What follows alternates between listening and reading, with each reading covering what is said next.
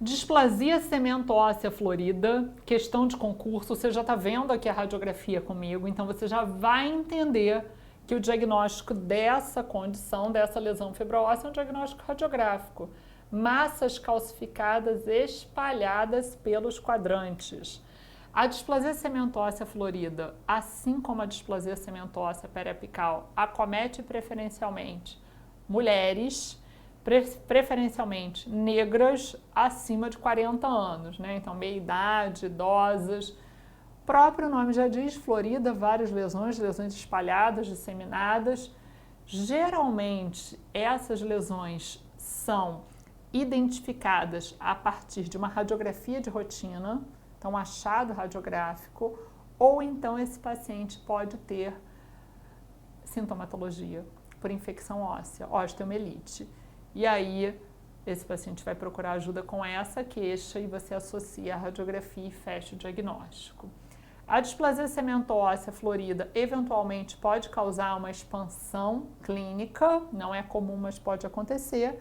E na radiografia eu vejo várias massas calcificadas espalhadas, que como são lesões fibro-ósseas, começam radiolúcidas e depois vão se tornando calcificadas e mistas. Sendo que displasia cemento-óssea pode ter associação com o cisto ósseo simples, então eu posso encontrar o cisto ósseo simples na imagem radiográfica.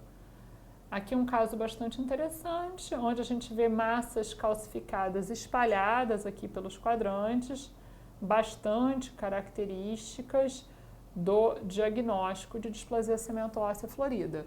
Fechei o diagnóstico, o paciente está assintomático, ótimo, não tem nenhuma necessidade de intervenção.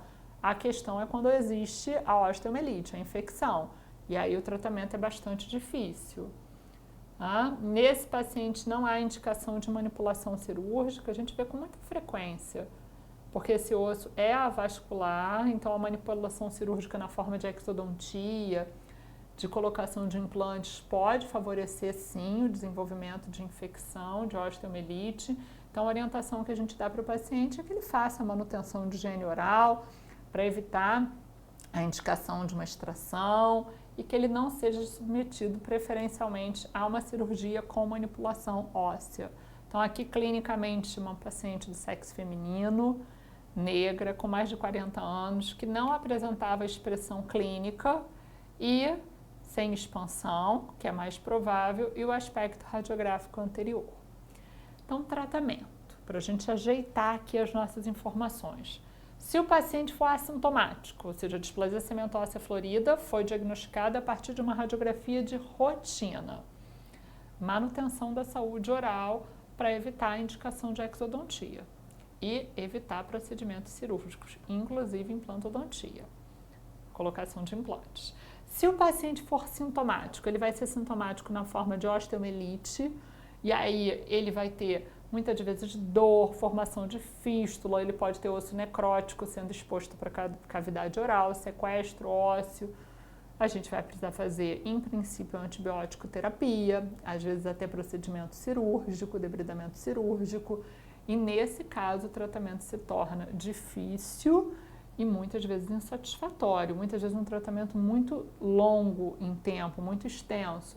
Por isso o ideal é que, uma vez diagnosticado na forma assintomática, seja feita uma orientação, uma educação do paciente para que nenhum procedimento cirúrgico induza o desenvolvimento de infecção.